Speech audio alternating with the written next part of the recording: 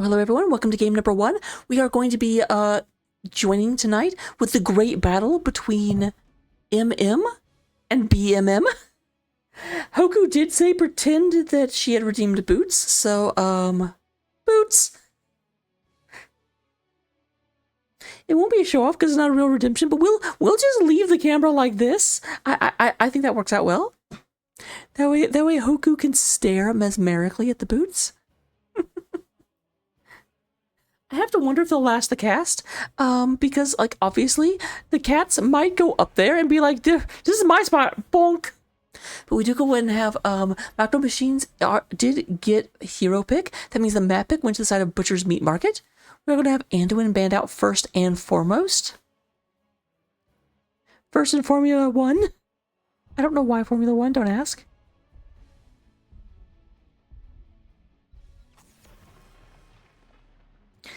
I mean, Rocket can't vote.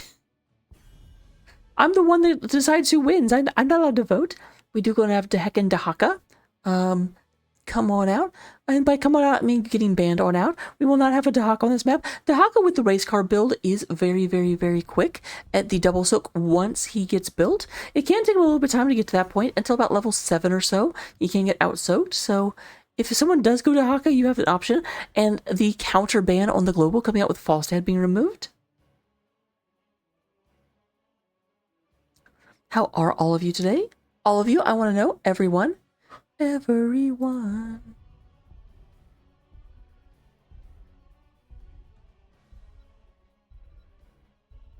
So we do go and have our third or fourth and final ban, at least for the first section, and it is going to be Johanna.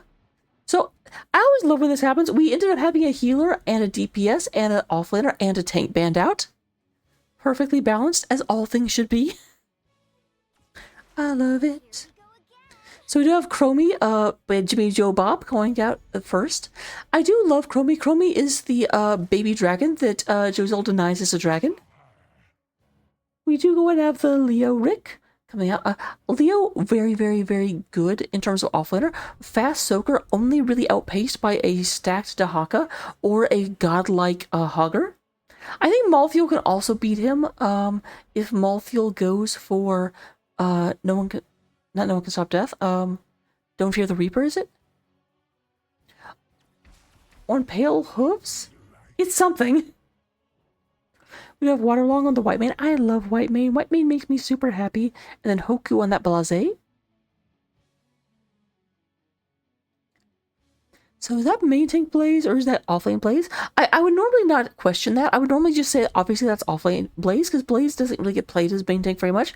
But the reason that gives me pause is that Blaze is not a great double soak. He can do it, but he will fall behind Leoric and Leoric will just be putting pressure on the towers the entire game. So that may be a main tank Blaze. I do believe I'm a Burb has been an offlaner traditionally, as has Hoku. So I'm a Burb could fill offlane duties. We do have Stitches being removed. The Orc being like, I want to be the only zombie. And you know what? It looks like through the power of time, wizard, baby dragon has grown into 1,000-year dragon. I understood that reference. We do go and have macro machines helping out their opponents, being like, you know what? Yeah, Leo should be the only zombie. Get Sylvanas out of here too.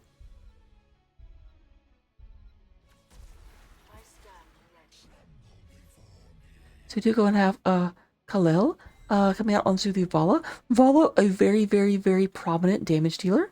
Able to do insane damage, but also very punishable, especially if she goes for the Gambit quest. Etude on the Diablo. And maybe Diablo into Blaze, or we may have a real tank come out in just a second.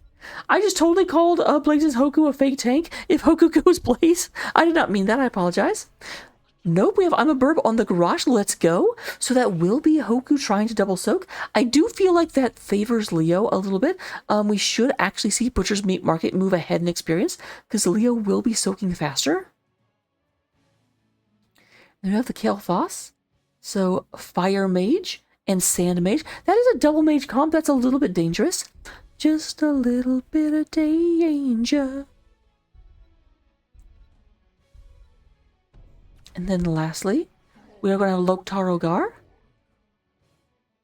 That's interesting. Okay, so we're going to have Diablo, Thrall locking them down, Thrall really enabling the Diablo to move forward and get the flip and the charge back into the team, because it can be hard for Diablo to close, but with Thrall getting them with Spirit Wolves, that's what makes things very, very helpful. But I don't know that they'll have the same amount of damage. If the Kael'thas, the Chromie can get things done, we're going to end up having a lot of damage just dump trucking out, and it's going to be hard for Diablo to stay in the fight, but we're going into game number 1. Don't go anywhere. Put your bets down. I'll get the gamble up in just a second. And have fun.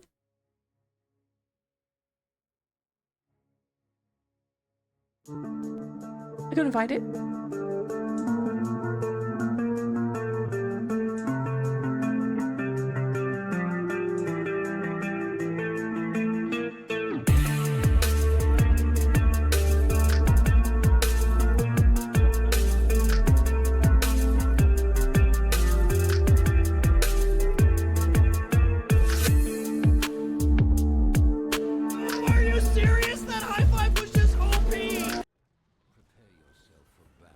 Alright, coming into game number 1, we do go and have on the side of macro machines, on the blue side of the battlefield, representing the forces of left, we do go and have Hoku coming out on the Blase, I'm a Burb on the Loktoshka Roche, Waterlong playing that Whitemane, Torquin on the Kael'thas, and then Chromie, Time Wizard Chromie coming out on Jimmy Bob Joe. Jimmy Bob Joe, here we go. Man named like Big Jimmy Bob Joe going to get my Oklahoma coming out, just hang on. Oh, I'm out of practice. I'm so out of practice. Coming in from the side of Butcher's Meat Market, we're going to have Bronco coming out on the Ariel. We're going to have Khalil onto the Mecha Vala. Was it Mecha Valkyrie? Etude onto the Femme Diablo.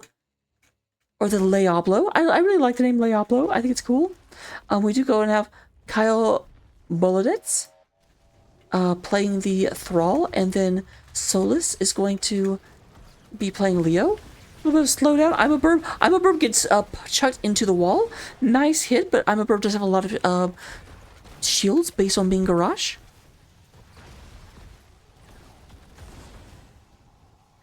We do have Hoku up here at the top getting started. Blaze not going to be able to fight into Leo. Leo is basically a perfect counter to Blaze, but Hoku's not looking to. I was gonna say, look, Hoku should be getting on a mount though. Looking at the talents at the bottom of the screen, we do have the Gambit talent coming out of Valo and Creed of the Hunter. We do go in and get Soul Shield for the Diablo. Looking for anything that's unexpected. No convection, sorry guys.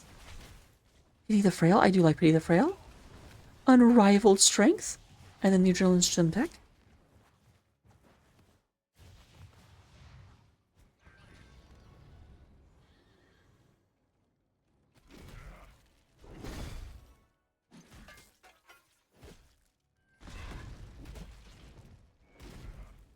Alright, they're going back and forth. A little bit of an encounter. Nice hit from the I'm a Burb. I'm a Burb couldn't get forward.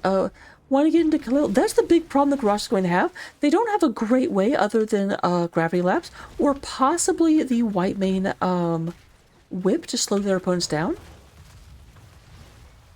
With that Chromie drop damage. Chromie. Chromie. Oh, Chromie drop. Nice move by Khalil. Just barely got out of that Flame Strike.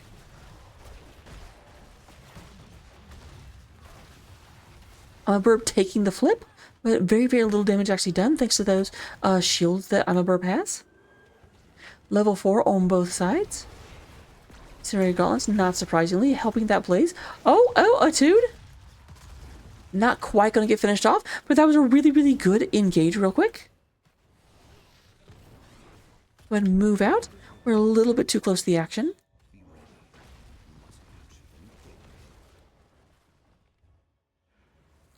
Altars are coming up. We do have both of our mages had to go back, but they should be back in time for the altars.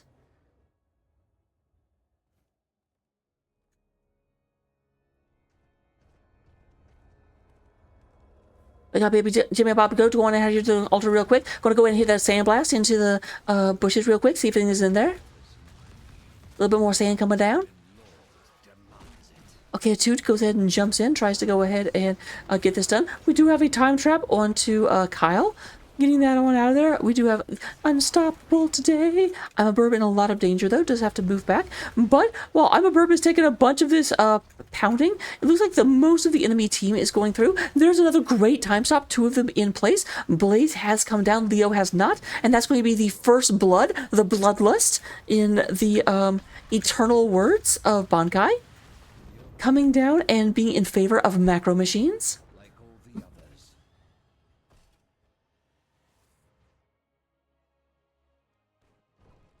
You're going to have Torquin and everyone moving up to the middle of the map. Kept picking up this soak right quick. And here comes Blaze. A little bit of experience advantage thanks to managed to pick up that kill. We're still relatively close. Solus up here.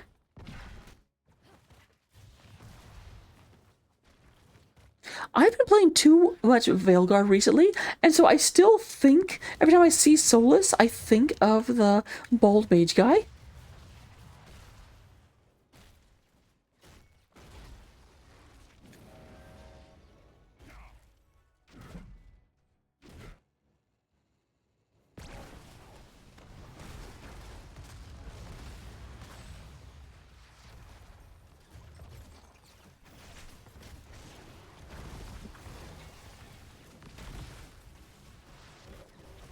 Alright, going back and forth. Nice flame strike. Catches a couple people.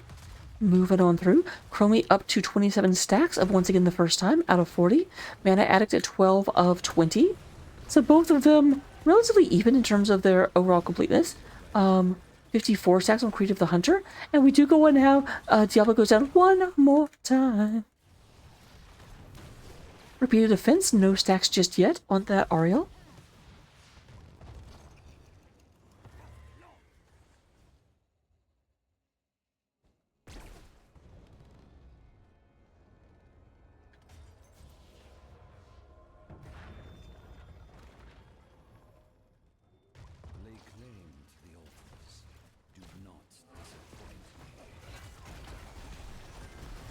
Man, I mean, that is the big thing. Whenever I'm a burp can be in it and just throw someone. Macro Machines is really, really good. You know, you would think with a name like Macro Machines, they would not be as good at just instantaneously chaining abilities to take someone down. But apparently their micro isn't terrible either.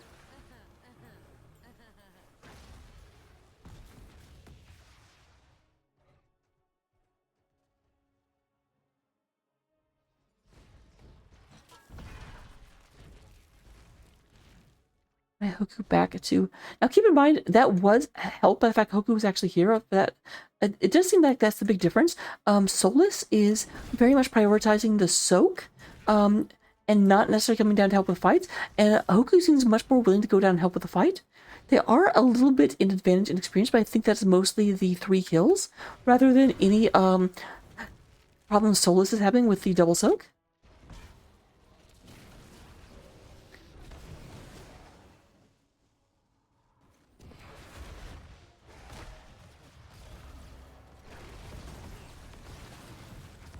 All right, level 10 talents are online. We are going to go have the bunker drop coming out of Hoku. We do get Warlord's Challenge, Divine Reckoning, Slowing Sands, and Kel'Thas Does Not Know. On the other side of the battlefield, we do get Rain of Vengeance, Lightning Breath. Ariel Does Not Know, Earthquake, and Entomb. Are Kel'Thas and Ariel just like staring each other down? Is Kel'Thas considering going for Pyroblast, but wants to make sure that we don't get the Aegis from Ariel, and Ariel refuses to pick until Kel'Thas selects an ult.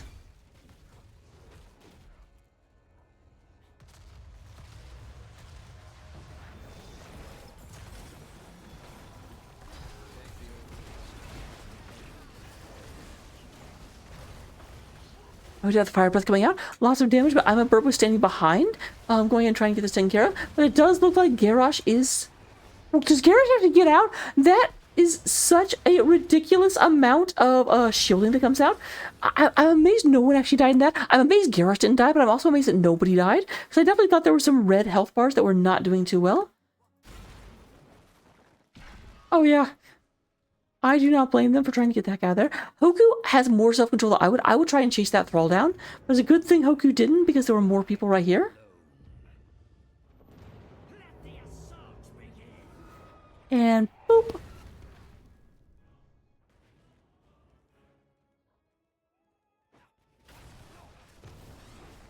Okay, it does look like we eventually decided, and we do have Crystal Aegis and Pyroblast. So I have to feel like Ariel won the waiting game. But I can't imagine Pyroblast was picked with Crystal Aegis picked.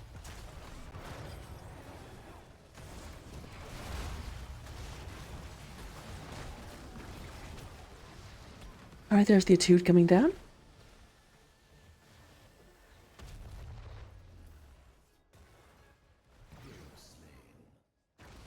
Oh, there's our first kill on Navala. Vala does lose 5% attack speed, down to a bonus 20% attack speed at this point.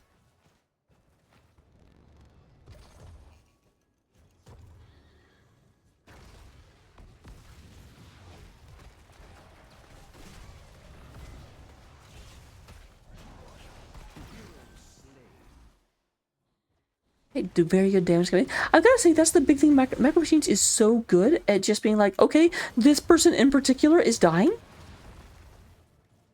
They are moving in on this lower tower. They're unstoppable today.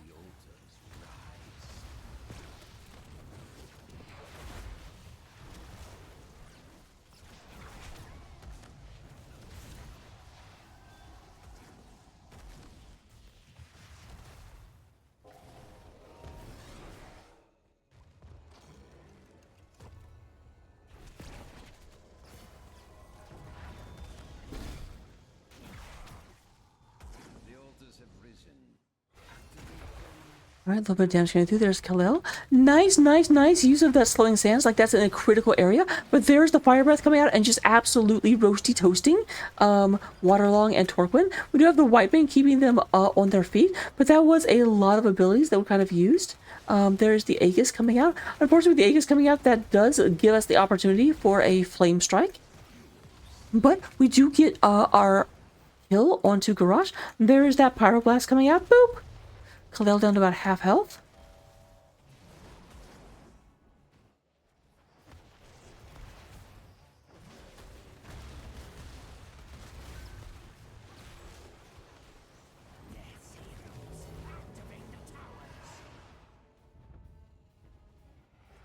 All right, that does bring us to 28 to 24. Roughly even in core health. Both teams have their level 13 talent spike or talent tier.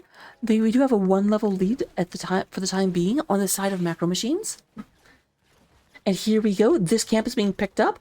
No answering camp on the other side. We might have an invasion after this. I do not know.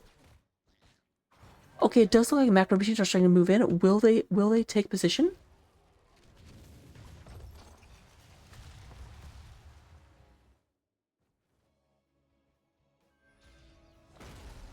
All right, Etude going ahead and scouting that bush, but not going to find anyone just yet.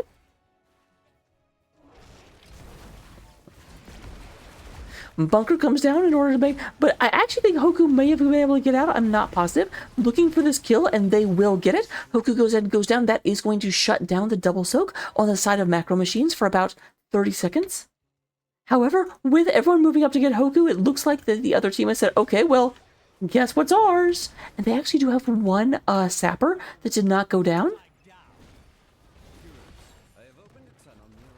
And that actually goes in, so we do get a damage done.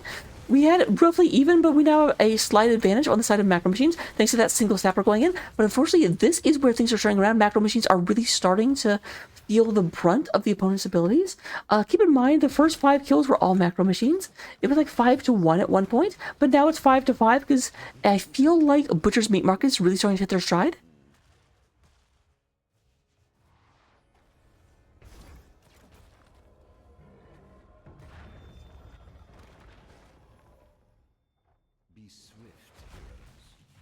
Jimmy Bob Joe trying to go ahead and keep them off of this place. Blaze and Leo up at the top going ahead and be trading out. But Vala manages to get the kill off. I'm not sure where that fight was going on. But it looks like Jimmy Bo Job going to be the next one to go down. This is really the problem I was kind of seeing in the draft, is that Macro Machine's comp is really, really good, but once Garage uses throw, it really feels like neither Kill, Voss, or Chromie are great at holding the enemy back. It was like, once you use throw, if the rest of the team just moves forward, you're kind of limited what you can do about it.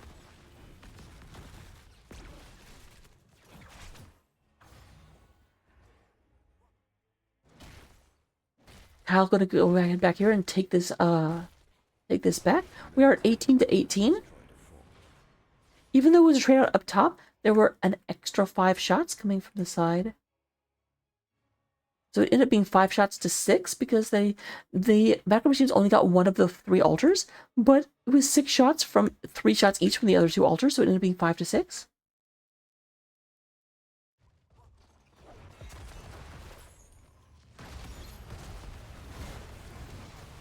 All right, Leo coming in though. This could be critical. Earthquake comes down, and there's a big entomb.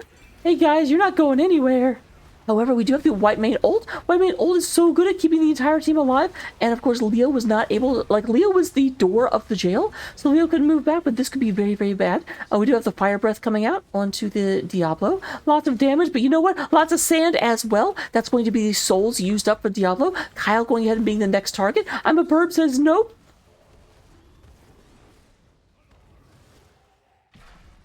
This was taken by our orange team, and we do have Torquin pausing the game, so let me go ahead and go back to the in-between screen. No cheating.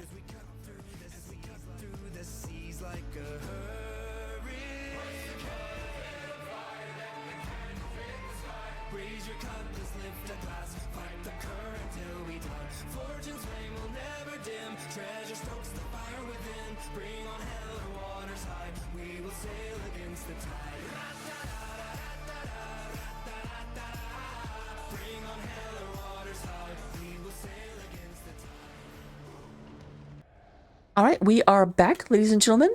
So we do go ahead and get, with a very brief disconnect, but thankfully it didn't take very long. Nice little dance break in the middle.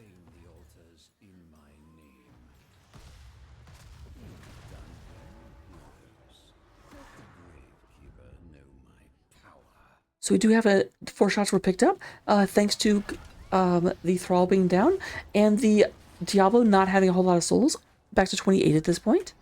Obviously goes down to 25 because he is after level 10.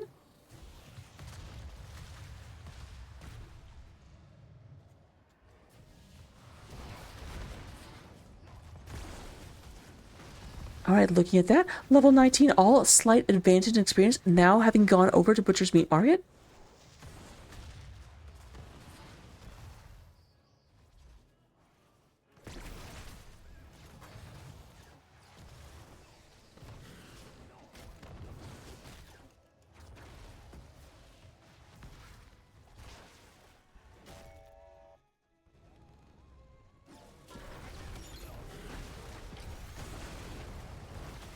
All right, we actually had the slight like shortcoming on the stun, and there's the fire breath from Attuned. We do go and have to teleport into the apocalypse. It does go ahead and move people around. Low health bars, but slightly lower on the side of our blue team. And here comes Entomb. You're not going anywhere. 3-man silence following up the first kill. That's gonna be a 4-for-0 in favor of Butcher's Meat Market. Hi, Hoku.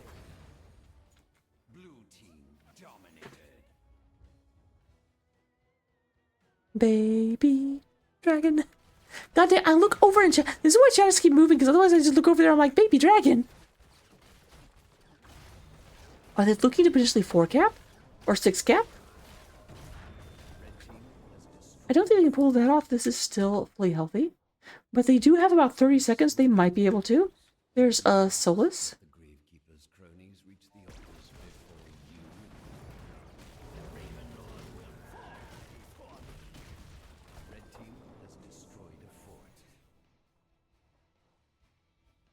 All right, they only have about 15 seconds. But I do think they're going to get to the point where they are 6-capping.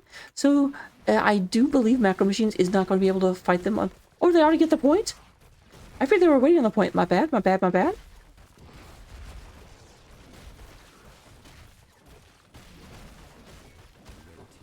And there it is. So we do go and have... This is starting to get moved down. But we have the shots coming across.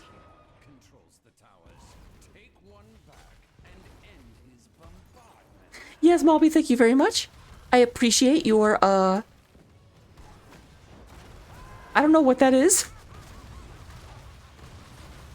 Alright, and we do have the boss picked up as well. Down to 6 health. This is taken back, so we have stopped the bleeding. We are down to 5 health versus 14. And a big comeback story if Macro Machine is going to win this.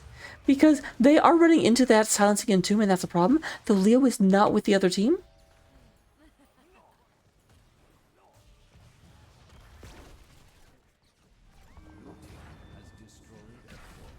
All right, up to 3 shots at this point. However, Leo is escorting these guys in, and that's going to be 4, 3, 2.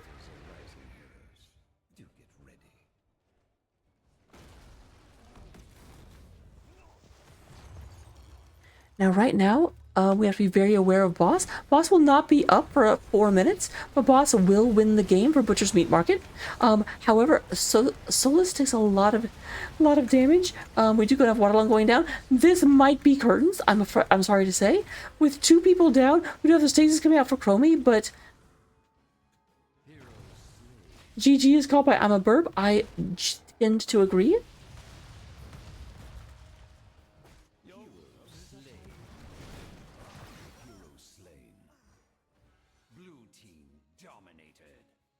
And there's the channel. So we are going to go ahead and have the last shots come in. And victory here on map number 1 of the night. We are going to go ahead and get Butcher's Meat Market, our new team in NGS.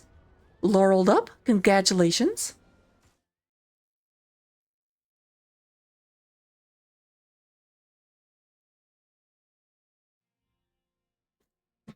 Looking at the stats, we are going to go ahead and get... in terms of damage, Kalel leads the way, coming out with 72,000 damage, 70,000 coming out of Chromie Me, and we're going to get 55,000 onto Tarquin. Looking in terms of healing, we do have Waterlong making a statement with healing. 94,000 healing over the course of a 19-minute game compared to 60,000 coming out of Bronco. Hello, Saddle Burr. And we are going to go ahead and get experience contribution. Leo does out-soak the Blaze, kind of like I predicted would happen. 32,000 versus 22,000. So with that, we're going to go ahead and go back to the in-between screen. I will see you all for game number 2. Hopefully you bet on the right people. We're going to find out in a second.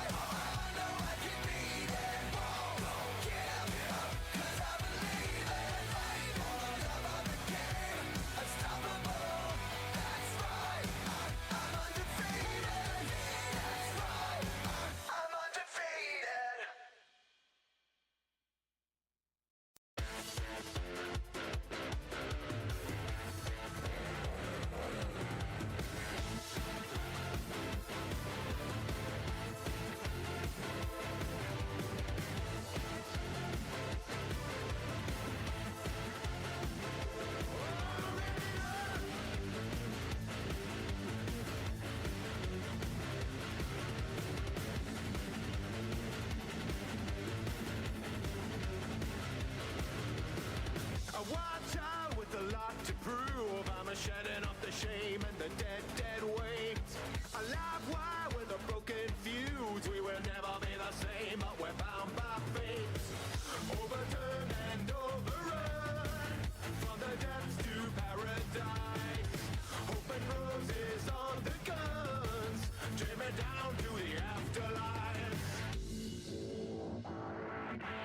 3 times the power and 3 times the pain. 3 times the confidence. Take down the towers and fire up the flames. We strive for providence. Don't stop filling it up. We are the energy. Don't stop, show your style. Don't stop filling it up. It's electricity. Don't stop, keep it wild.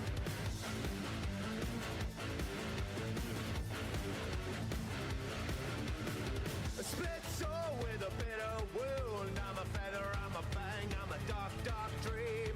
Become whole, I become consumed with a shadow in my hands and a primal scream. To erase the rational, draw the words out of the page. To embrace the animal, let the beast out of the cage. 3 times the power and 3 times the pain. 3 times the confidence. Tear down the towers and fire up the flames.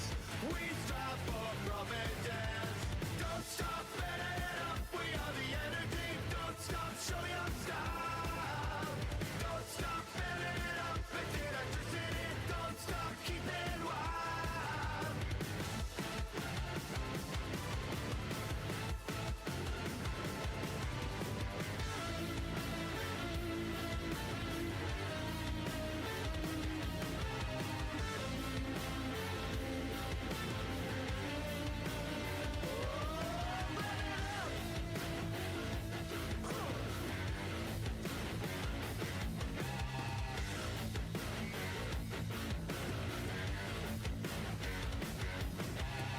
A firework in a glowing sky.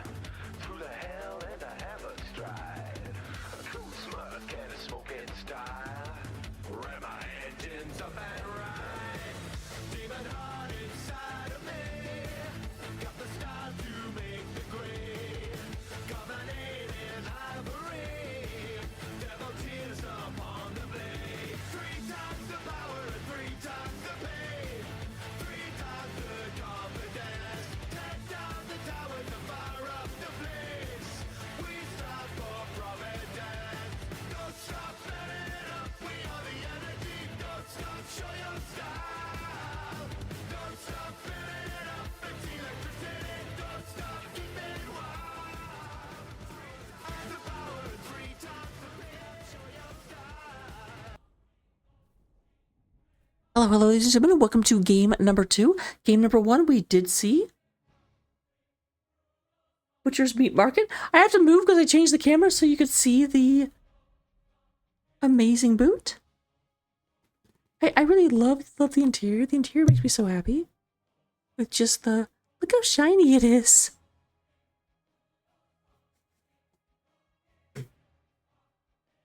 But we did have Butcher's Meat Market winning game number 1 at the... Although they definitely weren't winning at the beginning. I don't know if they started playing better, or if it was just the olds synchronized a little bit better. But we do have, on the other side, the macro machines. Early game domination. And it looks like they don't really consider it a draft diff, at least so far. They're still starting with that Anduin ban.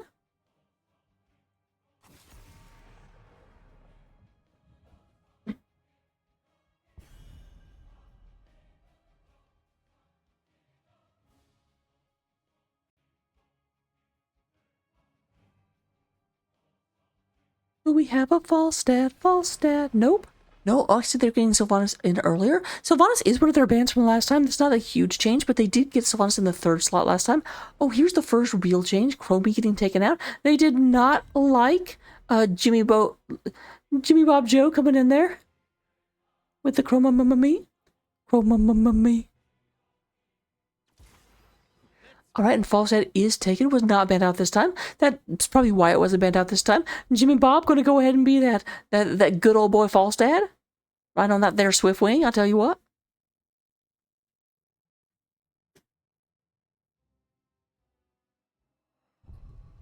So coming back, you have to deal with a global on here's the thing about Dragonshire. Dragonshire to the offlane is really, really important, and having a false out on the enemy team can kind of be terrible. But Johanna is not banned out this time around. Remember last time it was Falstad and Johanna as the second bans instead of Sylvanas and Chromie? Hoku taking Leoric, however. Let's go. Being like, I didn't like what you did to me. Let's see how you like it.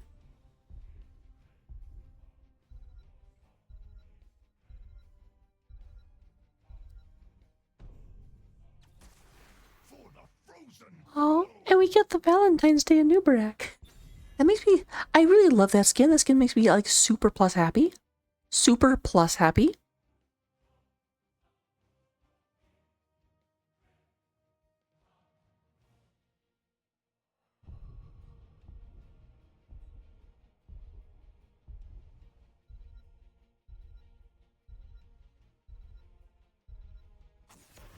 Alright, we do have a white mane being banned out. White mane was critical in the early game at keeping those kills from actually happening. Really, really, really good play from Waterlong.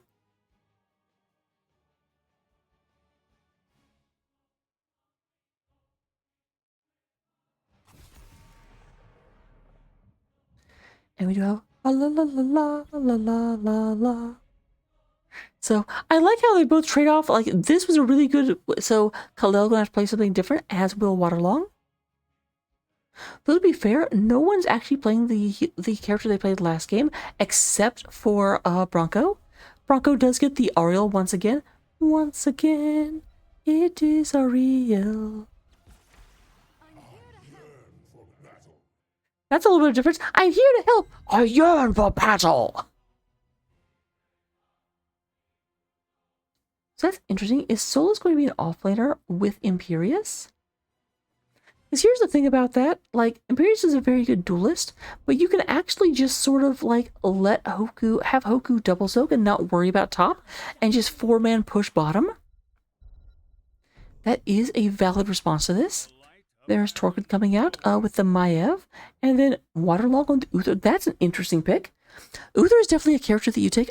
Sorry, I didn't. When I move over here, you can't hear me as well. Uther is definitely a character you take because you want explosive short fights. He cannot last a sustained fight. His mana efficiency is awful.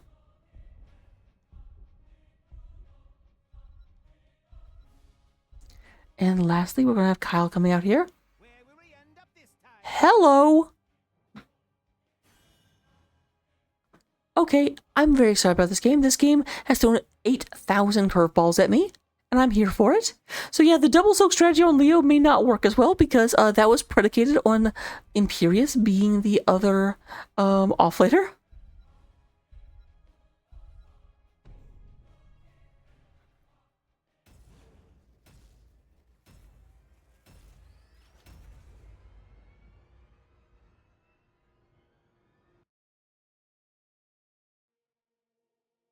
And here we go. Let me get the predictions up.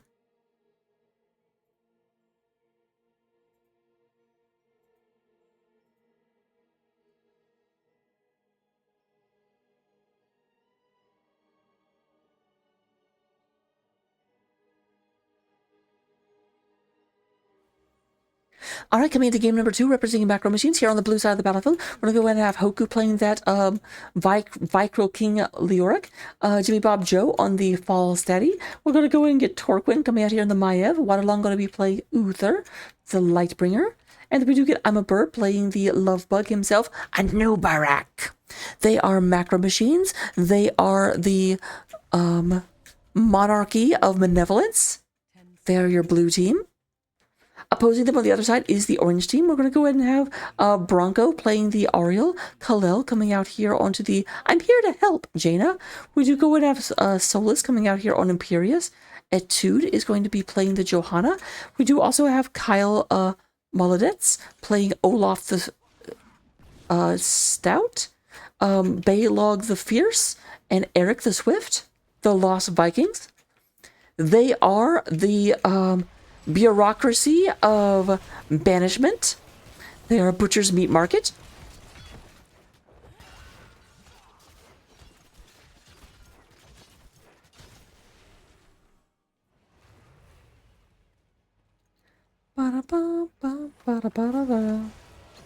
There's a stun coming on Kal-El. It's a little bit of damage. Here comes the Imperious forward, trying to get this taken care of. The pull forward from... But that is Johanna. Johanna's a little bit harder to punish. Falstad is not with him. It is 3 versus 4. Falstad's in the middle trying to get this taken care of. But there is the Johanna.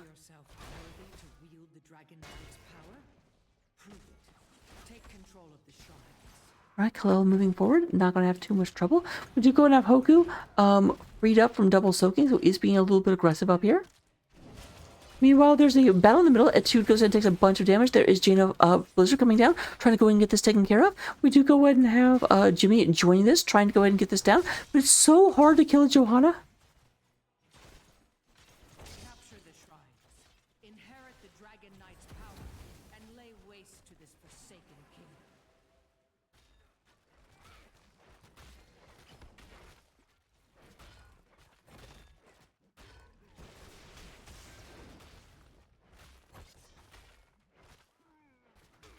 Alright, both sides picking up their giant camp real quick.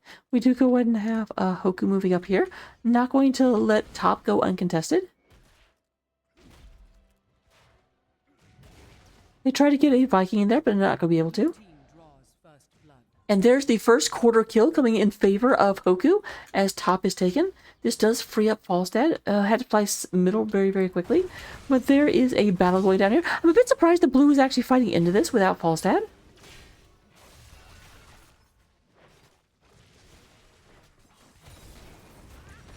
Jimmy, go ahead and get out of there real quick.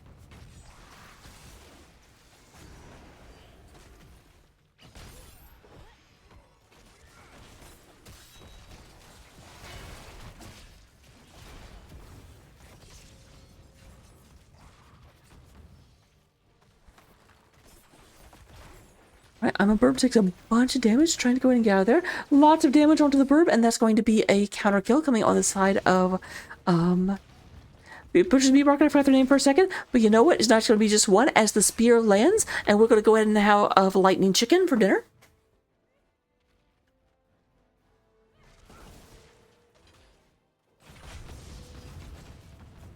To go ahead and get this taken care of right quick.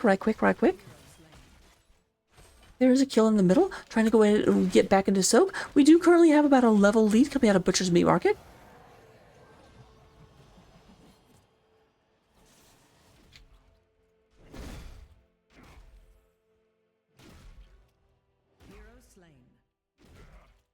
All right, man.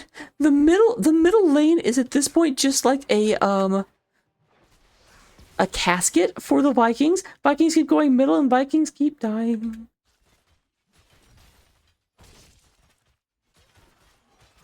Jimmy Bob Joe keeping an eye on this middle lane. Does not want anything to move in. And we do go ahead and have down at the bottom. With 2 people up here trying to take camp. We did have just 2 down here to defend. There is Uther going down. Trying to push in and get this one. I've got to say that Butcher's Meat Market doesn't have the like coordinated stun and blow up that we saw from Background Machines at the first game, but they have very, very good map presence and map control. And I am here for that.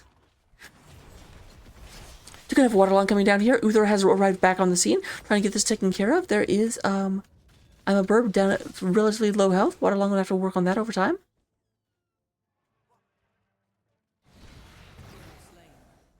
Meanwhile, Hoku does have this camp and is pushing into the top lane.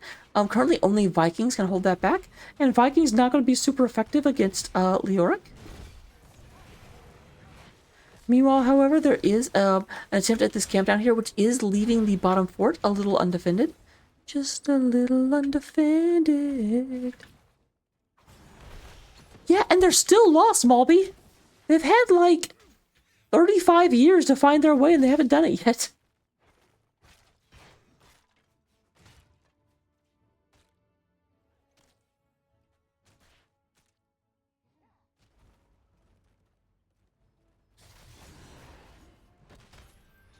Alright, Jaina, keep an eye on the middle.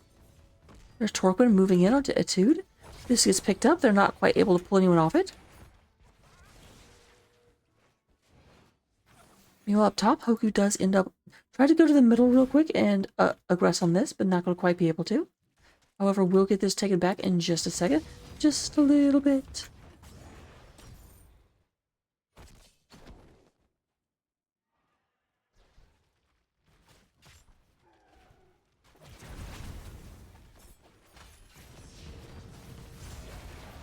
Alright, there's the pull-in coming from Torquin, but unfortunately pulled himself right into damage, and that's going to be the end of Maiev. Red team has destroyed a fort. Hero slain.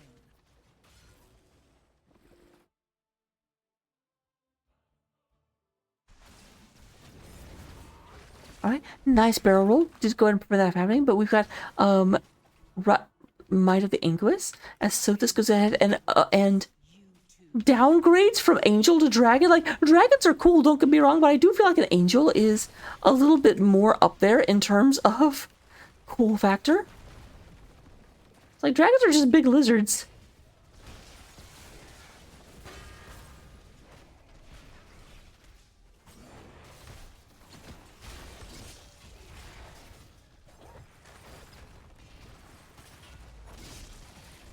I do have a little bit of damage going through. I have that the Dragon Knight is wasting a little bit of time trying to get this taken care of. There, I'm a burp burrows out. No real damage. We do go ahead and have Maiev catches the whole enemy team inside her ult, but they aren't quite ready for a follow-up immediately. But ults are online. We do have Entomb as well as Warden's Cage, Cocoon, Divine Shield, and Mighty Gust. And there's another battlefield. We are going to get Water Elemental, Aegis, Play Again, Blessed Shield, and Angelic Armaments. I do worry, that's a lot of capture ults and not a lot of damage ults. Like, realistically, Gust and Cocoon and Warden's Cage and Entomb, none of those actually deal damage. They just hold someone in place.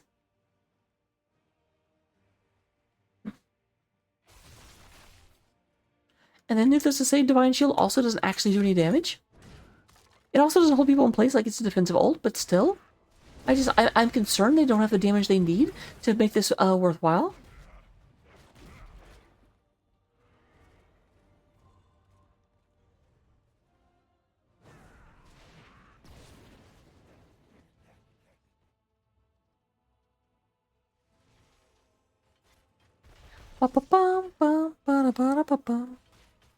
Alright, with that moving through said, we do have this being picked up. Both sides picking up their Bruiser camp. A little bit, Jimmy Bob Joe was being aggressive on a little bit. She'd have to use up the Mighty Gust in order to be able to escape from that rather sticky situation. Meanwhile, down here, this has gone down. But there's a big push coming in. Torquin trying to hold it back, but Waterlong and I'm a Bird moving down to help as well.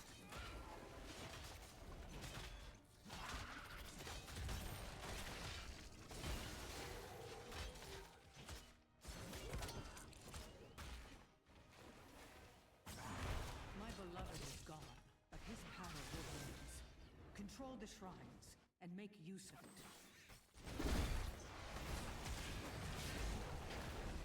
Alright, there's Hoku. Hoku catches people in an Entomb. Only Khalil currently. But there's Jimmy Bob Joe coming from the side trying to get that damage done. But again, this is what I was talking about. They don't have any massive damage sources coming in. There's the Spear coming in, landing onto Waterlong. Waterlong trying to move back onto the Uther. We've got a lot of damage going through, and the Uther will become Ghost Uther.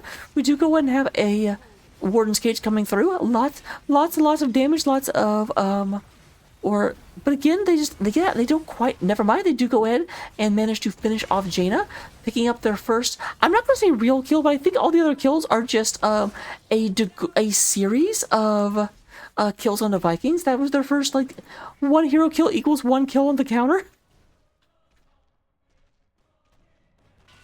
But there comes a darken into the future.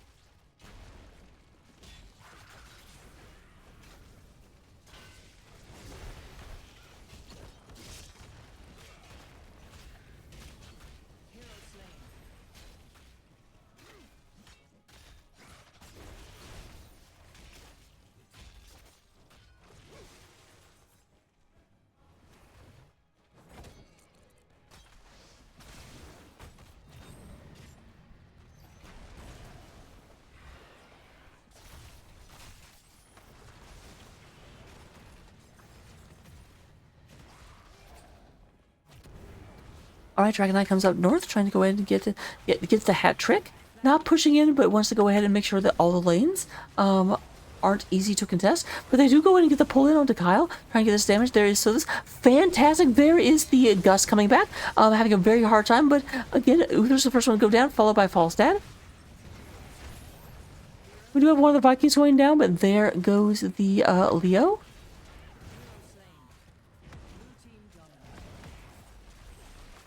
So I don't mean to be a broken record, and I apologize if I sound like it, but that's just, again, they ended up going with 4, like, crowd control ults, but they don't have the damage to actually finish anything off, which is a problem.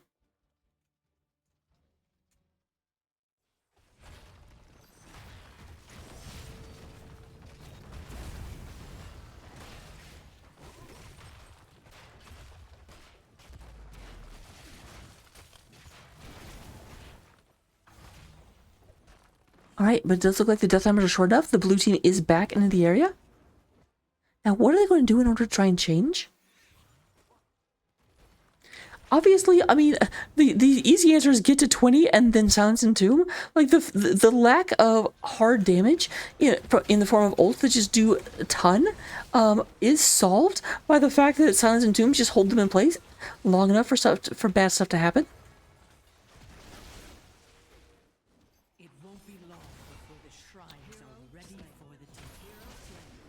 Alright, level 16 is picked up, but there's another double kill on the side of Butcher's Meat Market. Butcher is eaten well tonight, I tell you what.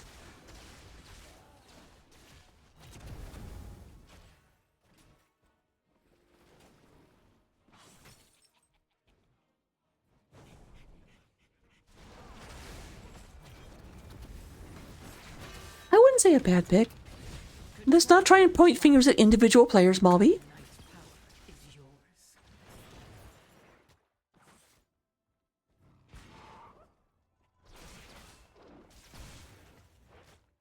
Alright, but once again, we've got a Viking Dragon coming out.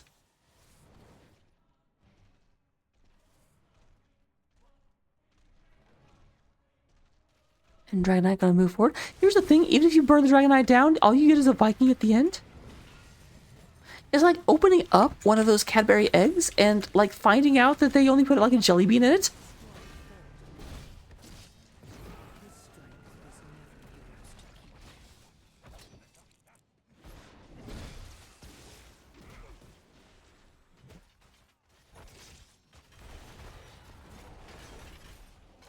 Alright, there's the Entomb, but Entomb doesn't actually catch anyone, unfortunately. And we're still at level 20, at least on the side of our blue team. Butcher's Meat Market is coming in. And that may be the end of the match. Like, this is just such a good draft moment. And here they come, going into in the game. Not going to try and do the quick match thing of, but I need more experience. I need to take out the other keeps. Now just move in and try and get this taken care of. Jimmy Bob trying to go ahead and push them off. That is the thing with as much control as they have. And they may actually be able to do a decent job in terms of defense. So they might not win right here, but Blues would have to do something different in order to try and control this better.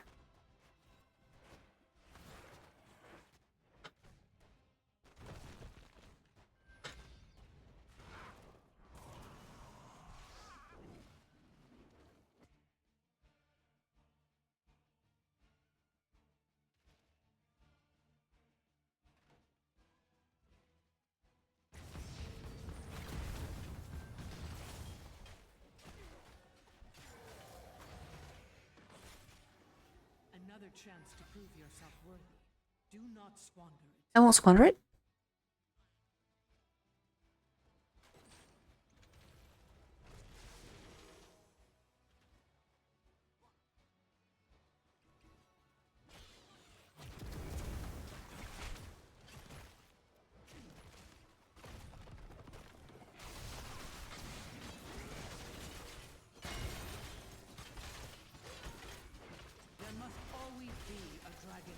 Target.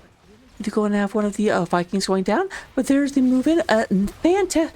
Oh my goodness, we do have not quite able to get really, really good spear in order to hold them into the Jaina coming down. And then those Jaina roots are doing such a good job of trying to get this taken care of. We do go and have the knights moving through. There is the cage in order to keep people in place, but Tarquin not quite able to get out of there. Hero slain.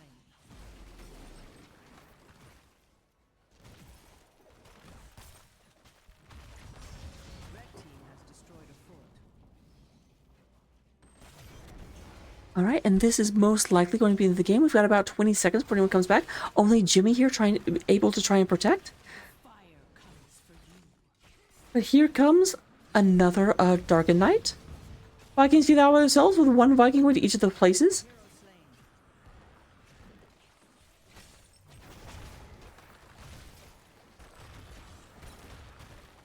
slain. And there's the GG. Boop, boop. All right, let me see if I can get an interview real quick.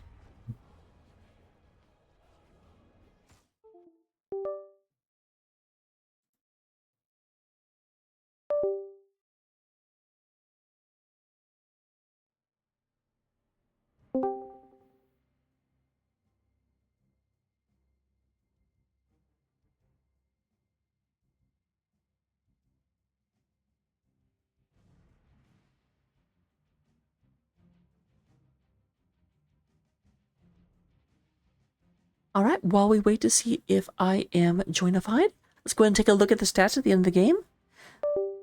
We do go ahead and have, in terms of damage, Khalil does lead the way, 58,000 damage onto that Jaina. We do go ahead and have 51,000 onto Jimmy Bob Joe. And then Imperius on Solus coming out on 41,000. There is 80,000 damage coming out of Bronco, 33,000 on Waterlong. In terms of experience contribution, you want to thank you. Lost Vikings. Okay, it's the Lost Vikings. Like, come on. Obviously, the Lost Vikings are going to be very, very good when it comes to being able to get a lot of soak.